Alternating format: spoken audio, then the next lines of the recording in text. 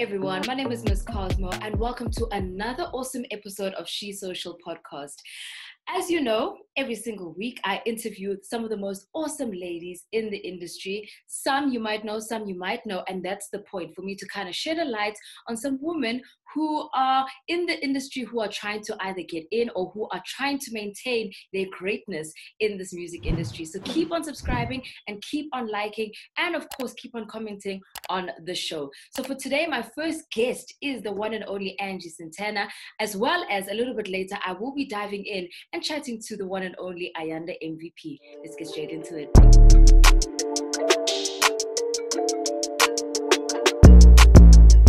Hey, Angie. Hey, Miss Cosmo. What's up? How are you? I'm well, thank you. How are you? I'm good. So let's clarify first, because I thought you were originally from Bloem, but it seems you're actually in Kimberley. So is that where you're originally from? I'm actually born in Joburg. Okay. And I grew up in Kimberley. I only went to varsity in Bloem, so okay, people shouldn't get it confused. I am Joburg born, Kimberley raised, and I spent a few years in Bloemfontein, yes. Okay, all right. So that kind of makes you a little bit of a person who kind of knows a little bit of Joburg. You know some people in Bloem, you know some people in Kimberley, which will help you in the long run, especially in this industry of ours where we need to know people to get our place into ourselves into places. You know what I mean? Uh-huh. All right, so just give us a little bit of a breakdown. You are a vocalist, but for those people who don't necessarily know who Angie Santana is, can you give us just a short description? Like everyone knows, some people that don't know, I'm Angie Santana. I'm an R&B singer and songwriter. A lot of people know me for my breakthrough single called Don't Waste My Time. That was the first single I released when I was signed to 360 Degrees. And no longer signed to the label. So now Angie is, branching into doing hip hop and soul and the jazz. So this Angie is more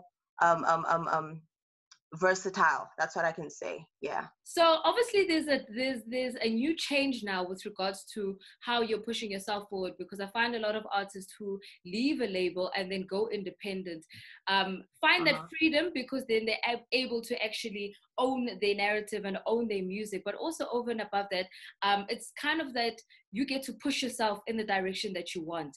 How has it been kind of being out on your own and not necessarily having the assistance from a label? I was signed to a label for the period of 2 years. But before I signed to the label, I was always doing my own thing. So when I got signed by the label, it was just, they were helping me here and there, but I've always had like my own backbone when it comes to doing stuff my own way. So it wasn't that hard for me to leave the label and continue doing things on my own. And when I left the label, I went to the label with my own team. I left with my own team. So I still have the same people working with me. So it's hard, I won't lie, like having to do your own thing, having to do everything yourself. But I think I have a very strong support structure, and that's how and why I've still been, doing it the way I've been doing it, and I still have my head on strong. And wasn't there a point where you were actually signed with Universal as well as a label, or was that just a licensing deal? I was signed to 360 Degrees, which is owned by Theo Josinkwe from Mafikizolo. Okay. So his company was Universal's baby, right? So so it was a distribution deal under Universal. And but I was never signed to Universal directly. I was not a Universal artist. So that kind of makes a lot of sense now, because initially when I was hearing a lot more of your story, I thought you were actually signed directly to Universal, which now that you kind of explain it, it is a little bit different. But obviously working with a label and obviously being independent is completely different. Now you have to basically support yourself. You have to pay for your own studio time. You have to get your music out there on your own. You have to PR on your own. And as much as you might have a team, but don't you find that the struggle is just a little bit tougher with regards to being independent to kind of break through that much further? Give us a little bit of a vibe as to what some of the struggles that you've experienced being independent compared to being in the label. No, definitely. It's not as easy, the label, remember the label has a whole structure. They do the radio sync, they do the PR, they do the performances, they do the shows, they just do everything. All you have to do is record, show up, perform, do the interviews, and that's it.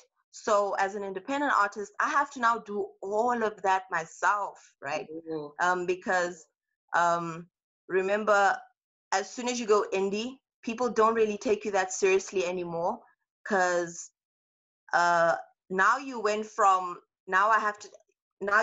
speaking to the big guy, which would have probably been like a manager from Universal or wherever, and now you have to speak to someone that's not up there like that anymore.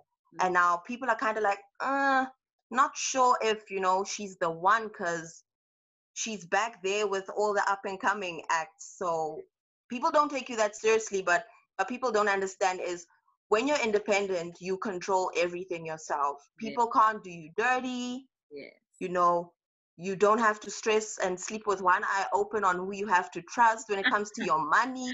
Because I like money. I won't even lie to you. Don't play with my money. And that's actually the new slogan about, okay, don't play with my money, because friendships and relationships, family can all end when people mess with like your finances, your dreams, and what you work hard for. So as an independent artist, you can actually control all of that. Yes, it's hard.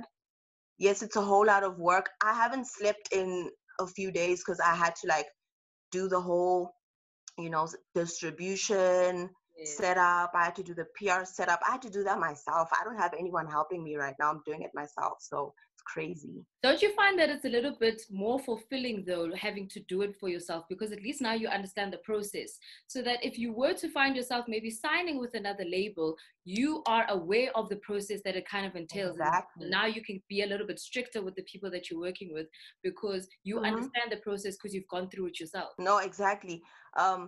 Now nobody can trap me into anything. I now know how to redefine.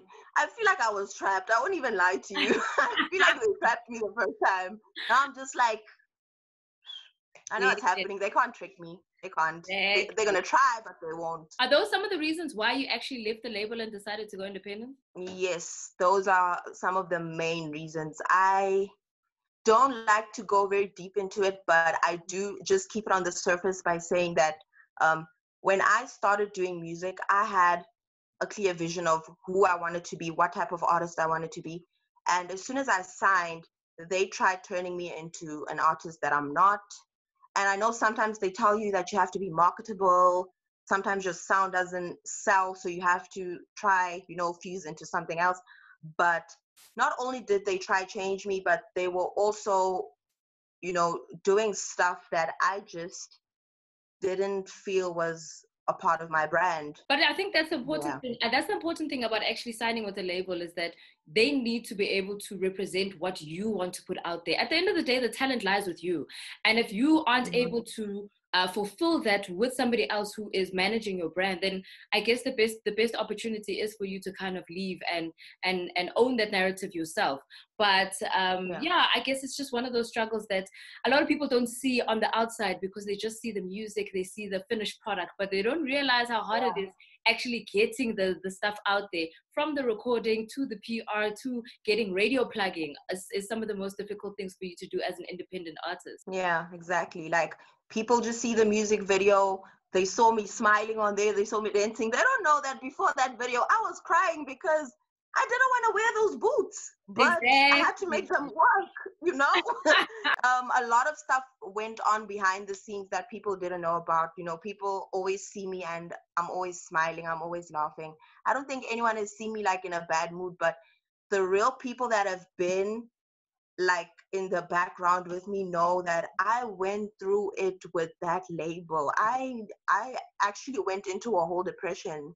It was crazy. It was mad. Like, they took my music. They took my money. It was bad. Like I nearly went crazy. I can understand, because the music industry is very ruthless with regards to some artists, and I think it's people don't really understand how detrimental it can be on a person, because you're out there trying to give of your talent, trying to make something of it, and then it gets exploited, which can lead to Yeah. things like depression, which is not great. How were you able to kind of work yourself out of that to a position where you can now stand tall and say, look, I'm going to be a better person for myself. I'm not going to let this affect me. I'm still going to let my music speak for itself. I I think I went through it for about 2-3 months. And I had a lot of people in the industry actually call me, and they were just like, yo, we heard your story. We know what's happening. Keep your head up. You're very talented. Don't let this one thing, bring you down. People like DJ Maporisa actually tried helping me get like a lawyer, you know. Oh, nice. I had people like Rifilwe, from Sony that that talked me through things. Like a lot of people actually checked up on me, and at the end of the day, I was just like, you know what? I'm an artist. At the end of the day, people can take my music, people can steal my music, people can do whatever, but they can have the music, but I'm the talent. So at the end of the day, I can make more music like that. I can even make better music than that. So I think that's why I was just like, ah, it's whatever. It is what it is. It's nothing personal. It's business. Definitely. And I think once you realize the silver lining in the situation, you tend to kind of work yourself out of that and see how you can do better for yourself. Because I mean, you still have time, you're still young, you're still vibrant, you've still got talent, and that is something that they can't take away from you, because you are the one with the voice at the end of the day. All right, so Yeah. I wanted to kind of speak about your journey in the music industry outside of the label situation, but just what is it that inspired you to decide, you know what, I actually want to be an R&B singer. I want to change the face of R&B in South Africa. I think it had a lot to do with my upbringing. Um, Growing up, my dad listened to a whole lot of, soul, jazz, R&B. So I think growing up around that, I used to like hear Faith Evans and Mary J. Blige and be like, I want to be like that. I want to sing like that. So Yes. as I grew up, I just got more and more into it, more and more into it. And then one day I was just like, yeah, this is what I want to do. My mom and dad were like not about my singing career at all. Of course, They were as just like, most parents are. never, never. But eventually they gave in and they were like, you know what, do what you want to do. At the end of the day, it's your life. And so I got into music. I moved back to Joburg. I did a few rap albums.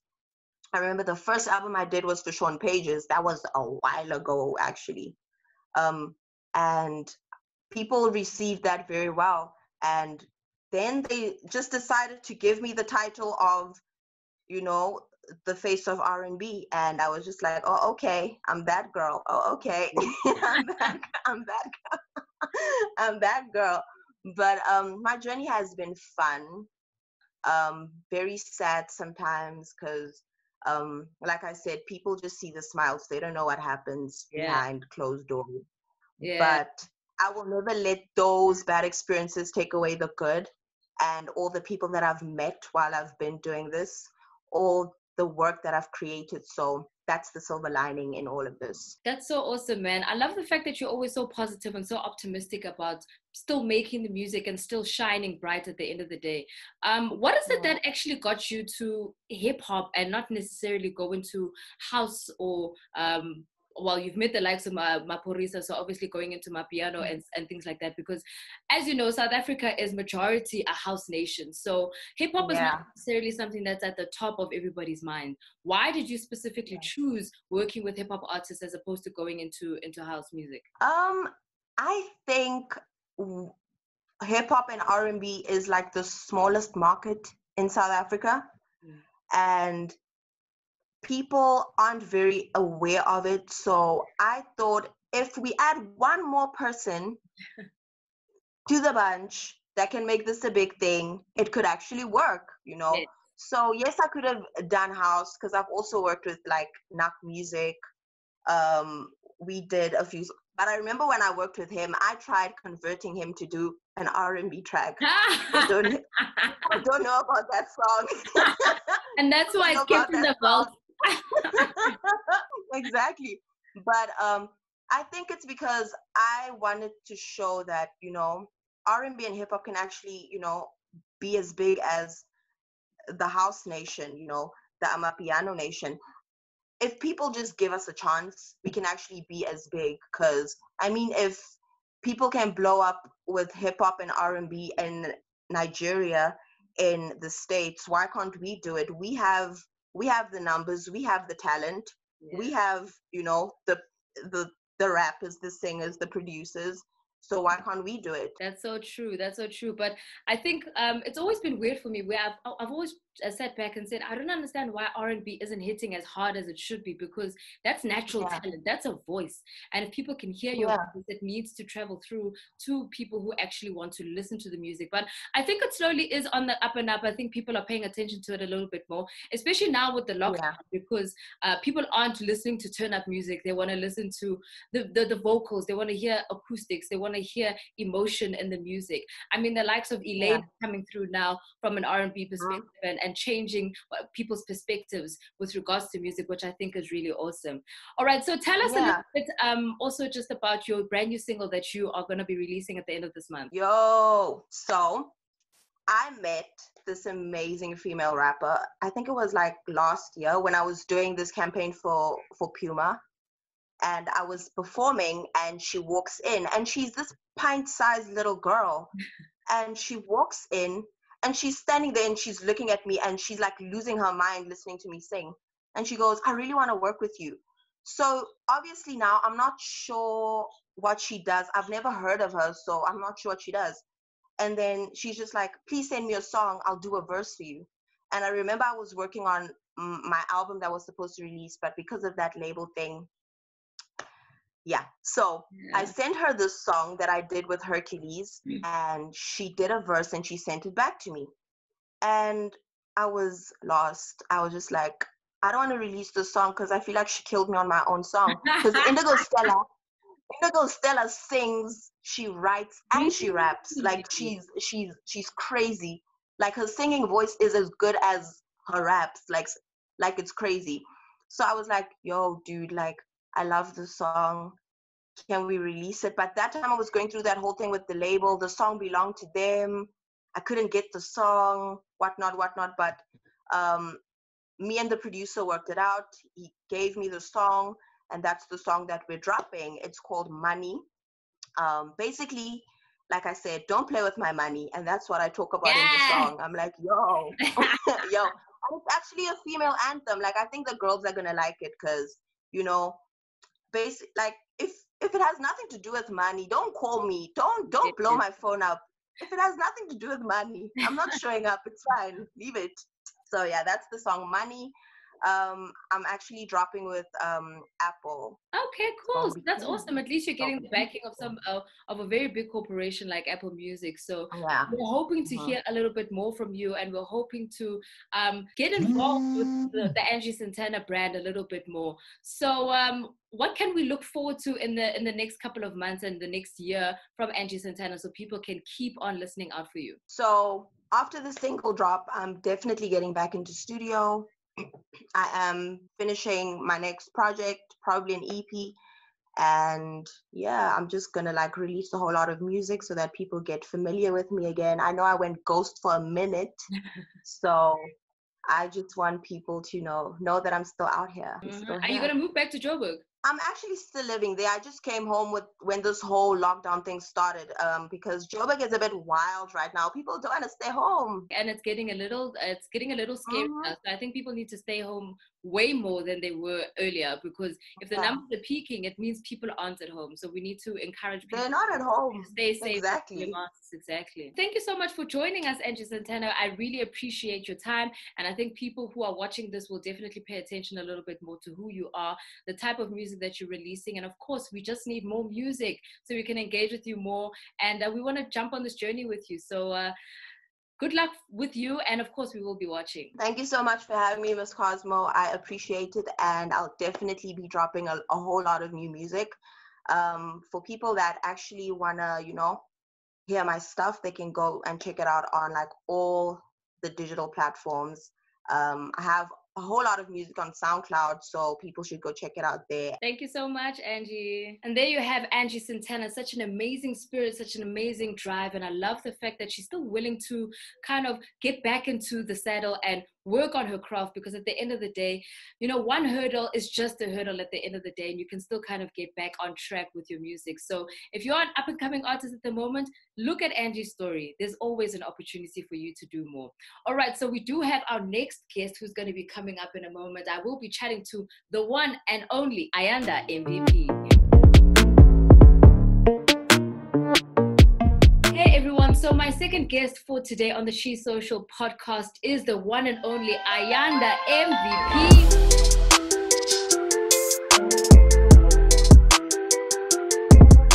What's up, Ayanda? Don't worry, we've got the sound effects just for you. I'm good, Miss Cosmo. How you doing? I'm fine, babes. I'm happy to be chatting to you. I haven't seen your face, your actual face, in a very long time. I only see you on the socials. So it's good to kind of connect, even though we are connecting in the social distancing manner and not necessarily seeing each other in person. How have you been keeping throughout the lockdown? I've been surprisingly good. I think I've stayed away from too much social media. That's helped me a lot. Okay. I've stayed away from social media, and I've definitely been eating well and exercising. And I've just been doing a lot of radio also. And radio is great because they don't see you. They don't see what you look like without the wig on. And I haven't had my wig on in ages. The only reason I have my wig on now is because I'm talking to you. Yes, that's good. Because at least we forced you to kind of, okay, we need to come together just a little bit. Yeah. Funny enough, I saw a tweet this past week where somebody said some of the items that women are not using this past lockdown has been, number one, a bra, that people have just been like, screw that, I'm not going to wear a bra, has been wearing a dress and wearing high heels. So definitely. Yeah, I think I can't even remember the last time I pulled out my heels, because it's just one of those things sitting at the back of my cupboard. All right, so Ayanda, I just wanted to chat to you just generally about who you are, your come up in the music industry. I know a lot of people obviously know you because of your radio show on 947, and you do that Monday to Friday, and I think you interact with a lot of Joe Burgers, but a lot of people who are outside of the Gauteng area don't necessarily know your radio voice, but they know you as a DJ. So we're going to try and obviously just dive into the two personas that you have, as well as your TV experience as well. So what was your first love with radio? Because I think that's where a lot of people first came into contact with who Ayanda MVP is. Radio for me was, I think radio is my be all and my end all, especially in this industry. And that's what people don't understand. Yeah. Like, I will stop anything and everything else besides my radio should push come to shove, more life being one day. But I started on campus radio at Tux FM. At this point, I was just having fun because I was in varsity, I was bored, but I didn't want to be too serious and join like your SRC or what are they called in like your rag. Yeah, I didn't want to join rag because I felt like that would have been too much work, but I just wanted to try something different. And I'd gone to an art school in National School of the Arts, and I'd studied drama and theatrical, theater, entertainment, but I really wanted to do something that I've never done before. And radio is something I've never done before. And campus radio was perfect. So I was like, hey, let me try this. And I had a great voice, I thought. So I was like, okay, why not? And it worked out. It actually worked out. And 2 years later, after campus radio, I got asked by Dumelo Diao Munaheng to join YFM. And then 2 years later, I got asked by Ravi Naidu to join 947. So now we're here today. Yeah. I don't know where we're going to be 2 years later, but hopefully I was about to say, how many years have you been there? Because maybe it's time to clock again, to jump to the next. Yeah, I actually decided that I'm going to stay. I'm not going to move anywhere else for a while because of the fact that I think for me, 947 is a commercial radio station that teaches you about how to make radio and how to make money doing radio. Yeah. And that's what I want to go in doing as well. Because one day, if radio for me is something that I've surpassed and I feel like, hey, let me try something else like internet radio, because that's the new craze and that's what's going to grow as well. And also with internet radio, you have control over what you want to do with your content. Right now, I'm speaking on behalf of an ambassador for 947. One day, I want to speak on behalf of Ayanda MVP. as a whole, more life thing. But Yeah. for now, we're enjoying the entertaining of Jobegas, more life Yes. thing. It's still such a vibe because also I'm still growing up in this industry with doing other things. Then the DJing also came to play. I started DJing when I was on YFM because I was a resident at Kintari. Kintari used to be that club back in the day. Weren't you promoting the club at some point before you became a DJ? I was, because I was just like, damn, this space is nice. It's a cool space that we can work with, and it's got good sound. And this was before my DJing skills were even like proper. You got booked once before, and you were playing there, and I was like, oh my gosh, I want to be like her. and that's when I started at Kintari as a resident, and I'd play early before doors open, and I'd be there, just doing the best. Until obviously, because it was an every Thursday thing, you want to be better the next time around. Until you start being placed in certain time slots now. Before you're even there before doors open. Now it's the first set when the doors are opening. Now at some point it's peak set. So my 2.5 years at Kintari really sped up my wanting to play and play often. And it also made me want to practice a lot more and also be better even more and more and more. And that's how the DJing also came about. I think that's an awesome experience for you to have, because I don't think a lot of people realize how much of the work that needs to happen before you become this person, this persona that people know you as. And when they talk about 10,000 hours, this is exactly what you're talking about. The fact that you committed yourself every Thursday to say, okay, even if I'm playing opening set for the barman and the cleaners, I'll be here. I'll make sure that I'm playing and I'm going to get myself better every single Thursday. And it's dope because you're also practicing in a live place where people can actually judge you and come back and say, yo, and react. You know? Yes. Yeah. All right. Sorry, but like, yeah. No, it's all good. And just kind of swinging back into the radio perspective for you. Radio has always been one of those things that's been like a 3-hour show, and there's a lot of work that goes into radio from a prep perspective. A lot of people think that you actually just go on radio, you switch on the mic, and then azishe kumnandi, and it's not that easy. So you were at a point where you weren't even doing just a normal 3-hour show, which in itself was exhausting. You did 5 hours at a stage. How are you even managing doing 5 hours of radio? Because already for me, when I get into like 2.5 hours, I'm already looking at the time like, yo, when is this thing ending? I want to go home. I think because I naturally have an energetic personality. Like when we meet in the streets, you're usually the cool, calm one. And I'm like, yeah, let's go. And we haven't even had shots yet. Yes. That's what my boss saw. And they were like, you know what? We need this energy for 5 hours. And at this point in time, there was a lot happening with radio, with lineups changing. And unfortunately, there was no one to handle that mid-morning slot. And they were like, what are we going to do? Because also, I believe that stations always want to choose what's right for them. And if they can't find that right now, they'll work with what they've got. And that's what they did with me. They were like, okay, Ayanda, never done this before. It would be really cool, but how do you think about doing radio for 5 hours? And in my head, I was like, okay, it's a lot, but it's cool. Because in my head, I have to split the shows up. In my head, those 2 hours, that 10 to 12 will be mid-morning. Then that 12 to 3 will be lunchtime. And I know that in the afternoon, that's when my vibe, that's when I also have to take it up with the listener as well. Yeah. But between 10 to 12, we're finessing ourselves, we're still finding ourselves. So we're still checking out the weather, we're still checking out if we're fine, if our moods are set for the day. Because you can only determine how you're feeling by 12 o'clock, let's be honest. 12 o'clock, you know that you're either going to be grumpy the rest of the day or you're going to be happy for the rest of the day. Yeah. And that's what I needed to do. And that's when the research comes in of knowing, okay, this is what I can speak about during the mid-mornings, but you can't really speak about it at lunchtime. This is what I can focus on during lunchtime. Also with radio, people don't know it, but they should. Less is more.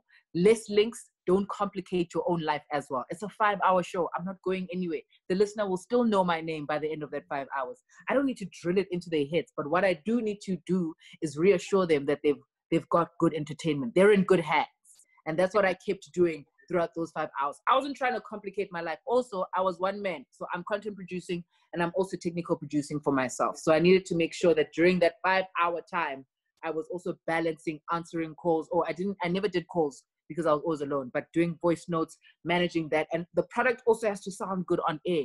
You can't just take a bad quality voice note, you know, where the windows are open and the car's driving, you can hear the car and you're hearing, yeah, I think, and then it dies down. So you have to spend time on listening and reading more than you do speaking. So what I did was execute links, but I'd also time myself and make sure that my message was there, but also not to be too daunting. And that's how I survived. I made sure that I didn't overcomplicate things. I didn't drag things and start speaking like Oprah for hours. Why? Yeah. They already have music. Do you know what I mean? And then that was also going to finish my energy. So I just made sure that I had to just keep things short, simple, to the point. But at the end of the day, the listener still knows my name. And that's the important thing. I think people don't realize that with radio, it becomes a relationship.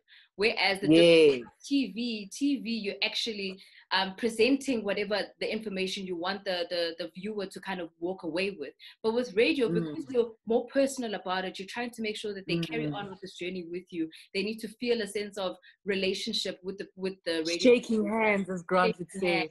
Yes. Did you find it a bit of a switch up for you to go from YFM, which was more heavily black market, to going to a 947, which has more of a white listenership? Absolutely heavy, but I don't think that it had to do with a black station, because what I realized was YFM was a youth station. YFM was young. 947 is our parents in the office at the workplace. Really? Because I can't speak to my mom the way I speak to people on YFM.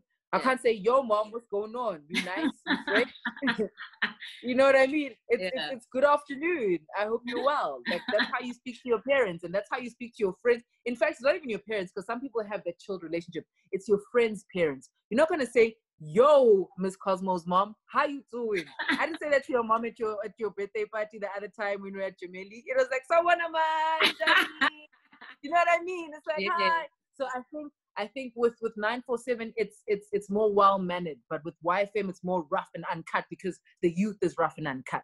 You know, we don't need to be edited, and we don't need to be safe. And that's what I loved about why there was no red tape. You could be daring, but you had to be smart about it, which is cool. You had to really be smart about what you're going to say and how you were going to say it. So BCCSA doesn't come running after. Doesn't come fetching you. You see what I mean? With 947, you've got a broad audience as well, because now you're dealing with older people in the office. And then you're also dealing with your varsity students, because varsity students also now are enjoying more of a complex radio time. And sometimes they feel, oh, I've outgrown Y. I need something that's like, you know, much more grown up for me. And for me, I feel like 947 is more of a integrated demographic, because when I play voice notes, I'm not just playing a black voice or a white voice. It's colored, it's Indian. You know, I've never had a colored or an Indian audience before. And that's what I also need to now start thinking about when I'm talking about things that I speak about. I don't necessarily say, who I wish I had a scrape pot to do the dishes. Now we're saying, how many times are you doing the dishes, as opposed to having, you know, been pre-lockdown before. I never used to touch the dishes. Now it's just me and my arms rolled up, my sleeves rolled up. I might as well just wear vests if I'm going to be watching dishes. You know what I mean? You find a way to make sure that your content matters to everyone and is relatable to everyone. And that's what I love about 947. That challenge, that's why I always keep enjoying it, because it's like, how am I going to involve everyone? Yeah. Do you drink tap water? Or are you a person who actually buys tap water or buys water in general? You know, simple things like that, conversations like that. People will tell you, yeah, I even have a JoJo behind the backyard. Do you know what I mean? How many of you have a JoJo? Have you renamed your own JoJo in the back of your own yard? You know what I mean? So many things. It's definitely a vast demographic with regards to working on, say, a 947 compared to a YFM. But that also kind of tells a lot with regards to the type of person that you are and how you interact with different types of people and how they can relate to you as well. I also just want to kind of bring that up a little bit with regards to your upbringing, because not a lot of people know that you're actually born and bred in KZN. Yes. That's went school in Tux, and then now you live in Johannesburg. So some people know you from Tux, so they automatically think that you're from Pretoria. I'm from Pretoria. Meanwhile, baby girl, upume Natal, and what makes it worse is that you also confuse people, because you're always saying, hey, more lifing. That's more of a Pretoria thing. And it's like, hey, sisi, hey.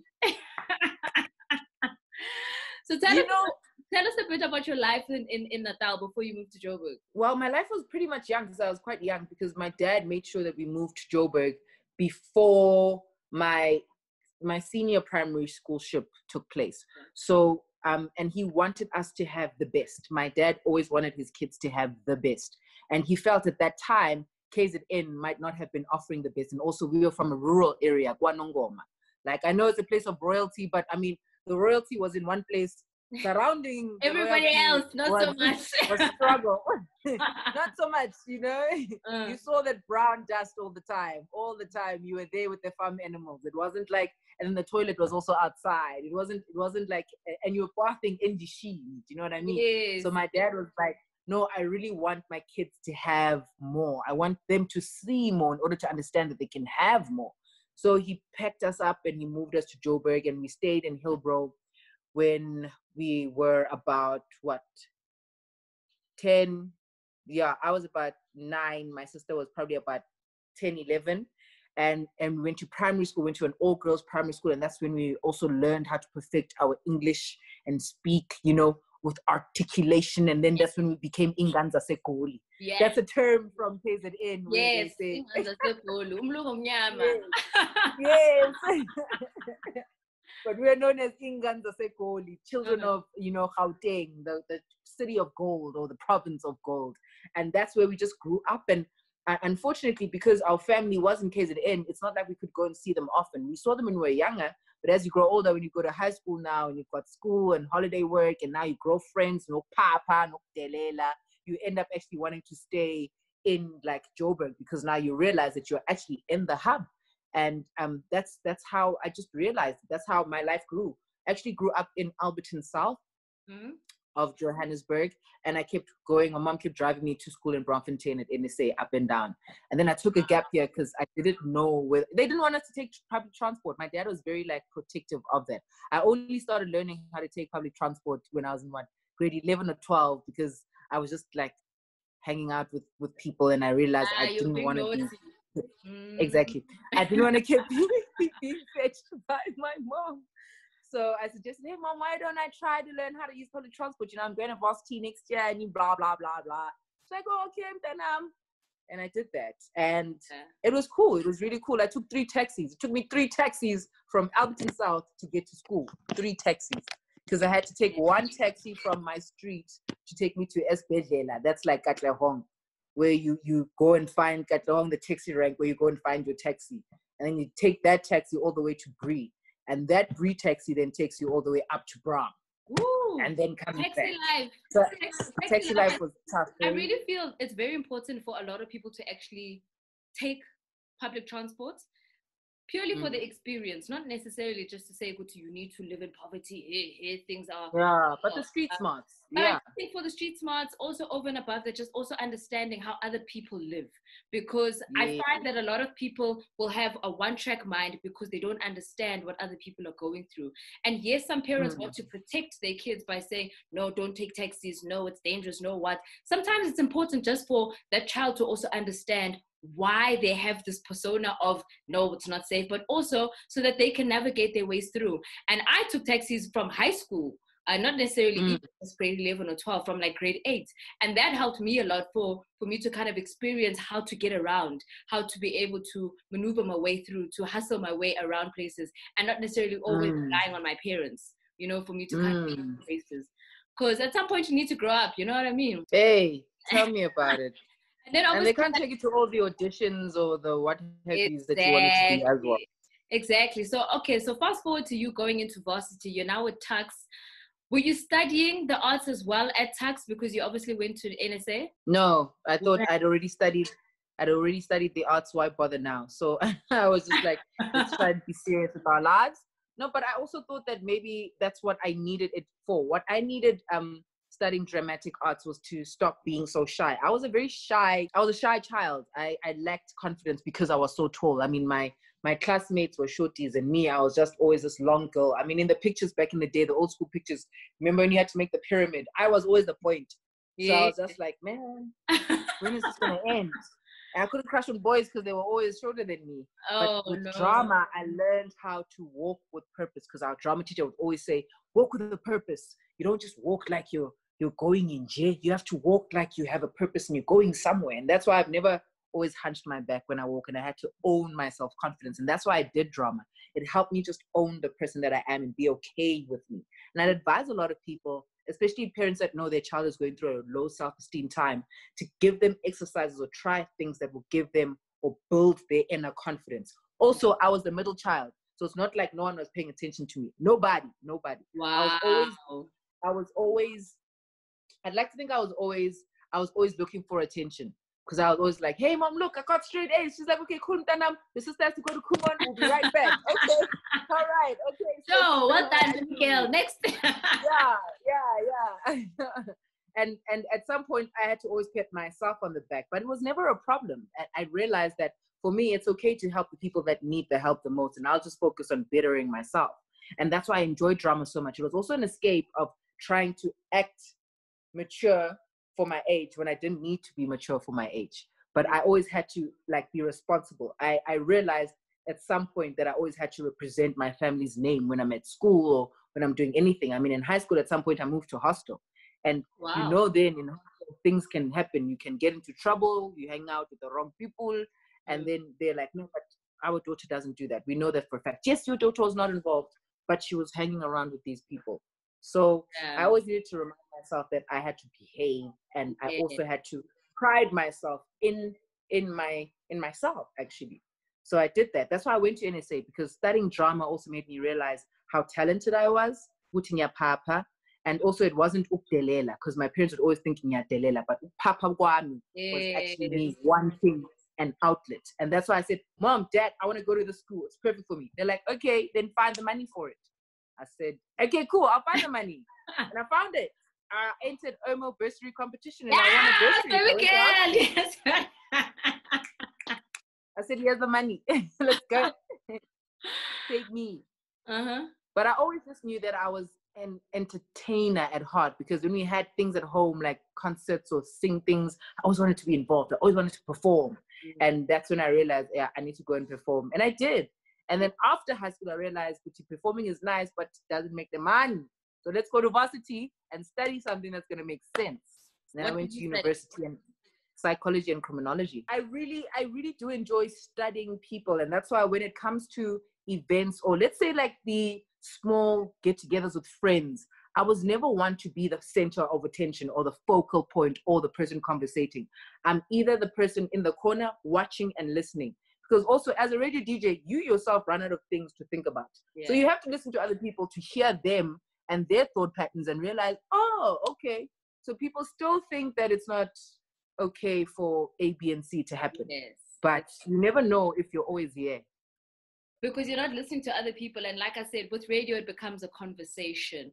So how did you find yourself jumping into TV spaces? Because obviously being so passionate about radio, it doesn't automatically throw you in front of a TV screen. Because as you said, if you're on radio, it's easier for you to hide. And that's why the term face for radio happens, because a lot of people feel, as long as I can talk about Bangangboni, then it's better that way. You were still confident enough to get in front of a camera. So take us through that journey as well. I actually started on TV before I started on radio.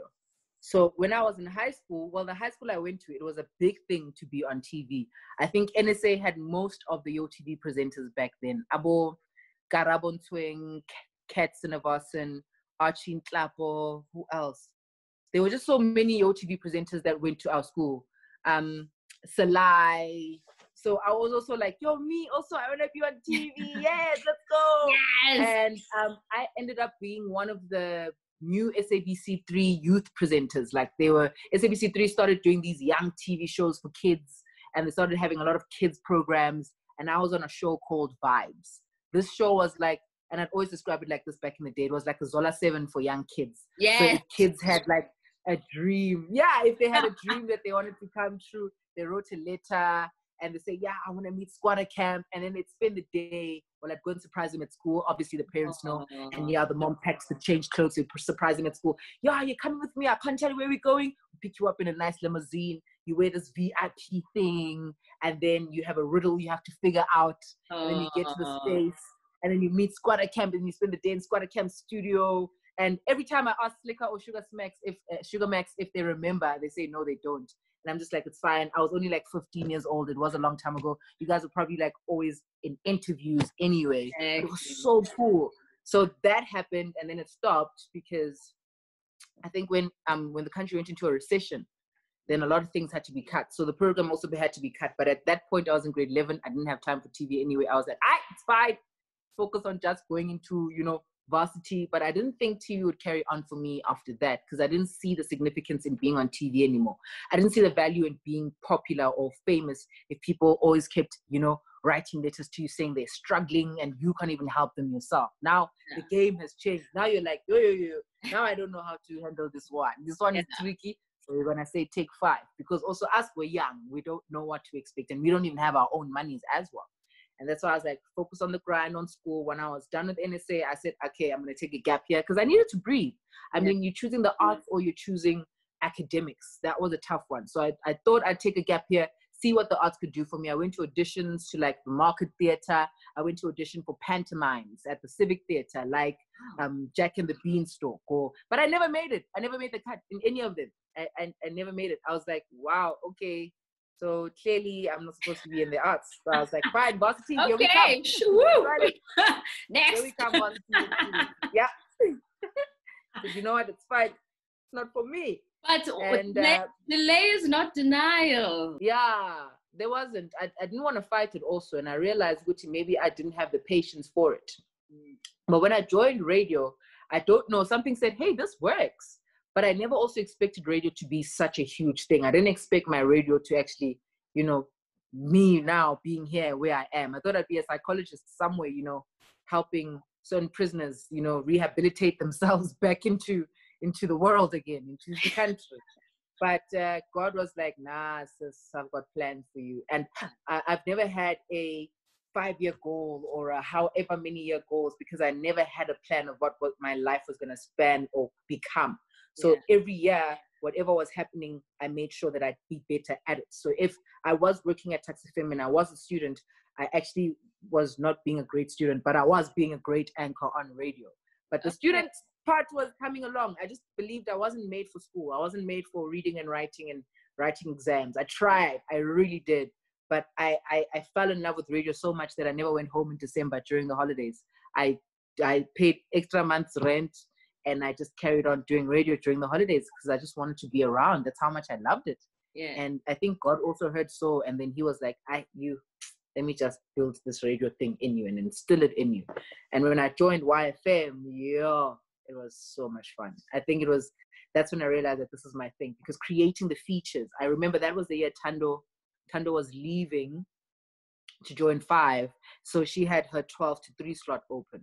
So I took that 12 to 3 slot during the weekend and it was called the MVP zone. And every weekend, Saturday and Sunday, I don't recall ever having been so excited to just get to work and be loud. And I'm listening back to shows and I realized I was so loud. I was like, I was loud. I was so loud. I'm busy. More life, babe. What are you doing? Busy screamer. That's the thing. That's what you were busy doing. But of course, from a TV perspective, you ended up presenting the TV show with Zinhle and Prince KB, which was Ones and Twos. Yes. So it was season after Spare Knaves had ushered themselves up, but then Zinhle and Prince KB came in as judges on that season and you were the presenter. So then the Zulu girl had to come back because it was the 11 official languages, not just the English. It was so tough, and I just think and that's when I realized, I never really got to hone my Zulu-ness in being in Joburg. And it's because my parents were always pushing for us to be academic and be Oxford that they didn't really focus on reinstalling the Zulu-ness in us. I mean, even in high school, I took Zulu and I passed really well, but I haven't read Isolezo in a while and I don't think I'd be able to read it properly. But in presenting, that's when I realized, I need to understand my Zulu a bit, but also I didn't put too much pressure on myself. That's what I didn't do. So I made it sound very relaxed and I did English as where I could to save me, but I tried to do it the Zulu. And hey, I mean, Zinhle was also in the same boat as I. I was like, yes, Zanilana. And we're expecting for Zulu coming out of the two of you because you guys are from Natal. There's a difference between Zulu in Soweto and Zulu in Natal. You guys should have come with it. Huh? There absolutely is. There absolutely is. And I think in as much as the fact that I don't know as much Zulu, I still pronounce things in the Zulu manner. That I can attest to, definitely. Like, I don't say, what do they say? And so What when do they they say say? Estrateni, but then in Durban it's Mkwaqweni. Emkwaqweni. Yes. Exactly. Do you know what I mean? Like, yeah. So at least by my knowledge with pronunciations and the right things is right.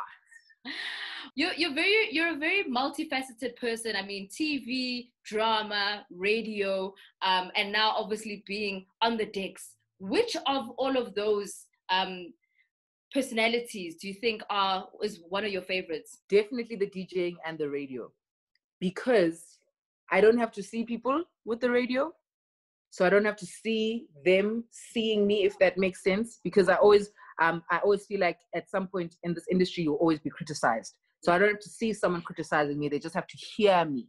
And then when it comes to music, I want people to know what I like vibing to, or what women like vibing to more than anything. Yes. There was a point when we have something going on in our radio station now where listeners have to vote for their favorite singer. So at some point it was Eminem versus Beyonce. And because I'm a hip hop DJ, people thought I was going to go with Eminem. And I'm like, hold up. Where have I ever played an Eminem song in my sets? Please. Because we're Just the because Eminem's hip hop, it doesn't mean he's my type of hip hop. Beyonce is hip hop. You just don't know Beyonce that well. Sit down. I don't think people get that the reason why I became a DJ is because sometimes women were just not being heard in terms of music. I remember when I was still a student in varsity, and back then Hatfield Square was still a big thing. And there were so many places that you could go and listen to music to. But I always chose to go to your Stones, next to your Zanzu. And there would always be like DJs there, of course. And I remember back in the day, I saw Banks and Venom. Banks was someone I'd always go to ask if he knew songs, or if he knew this song by this guy or this person. Because I heard music and I was like, I want to hear the song. This is what I expect to hear. And then I don't hear it. And the DJ would say, no, sorry, I don't have it. And I'm just like, but then what's the point? What's the point of going out if you're not going to hear your music that you want to hear? And that's why you want to bring the music to the people. And that's why I asked then the station manager at Tax FM, his wife, was a resident at a place called, what was it called? Drop Zone. So she was playing at Drop Zone, the and that's when I first started learning how to mix. So she taught me how to mix the vibes. And I was like, okay, I dig the but I don't want to play I want to play hip hop. So I started back then copying CDs, burning on my laptop, burning songs on CDs, writing them down. That didn't last when music started existing quickly. I was like, yes. And that's when I got Venom sent me Extends as well. Yeah. And I actually remember I had a set to play. Mo Flavor was still doing the drive show back then. And I was between Varsity and YFM at that point, and Mo was like, I need you to come play a mix. And I was like, yo, so I went to go ask Venom for clean music. I was never ready. I went there and I played, and my mix it sucked. It was terrible. Everybody's got a story about a bad mix on radio. Trust me, girl. Yeah. It was the worst. But I was like, this will never happen to me again. Ever. It is the last time. Ever. And then when Fresh on 947 said, I need you to be the Tuesday resident on my mixes, I was like, yo. Okay, now it's on. Because also, this is not a club mix. Now you need to find clean music on a daily. Yeah. And it's hip hop. And you also need to reinvent it. And also, it just reminds you of the hip hop from back then. Oh my goodness, the hip hop that you listened to in 2012, 2015. That was amazing music. Crossing with the music. Now I was like, thank you for the opportunity. And I've been doing it ever since. I haven't looked back. But DJing for me, really, it shows people that I know music. I know. Yes. And I just want you to know too. Yeah. Yes. Which also kind of speaks true to your MVP Sundays, which is an event function that you've also then started, because that's completely different. It's not necessarily just hip hop. It's also just an opportunity for other people to kind of hear the other type of music that you want to play. So give us a bit of a breakdown on that MVP Sundays. I fell in love with new school R&B here for such a long time. It was always the music that I'd wake up to and clean to.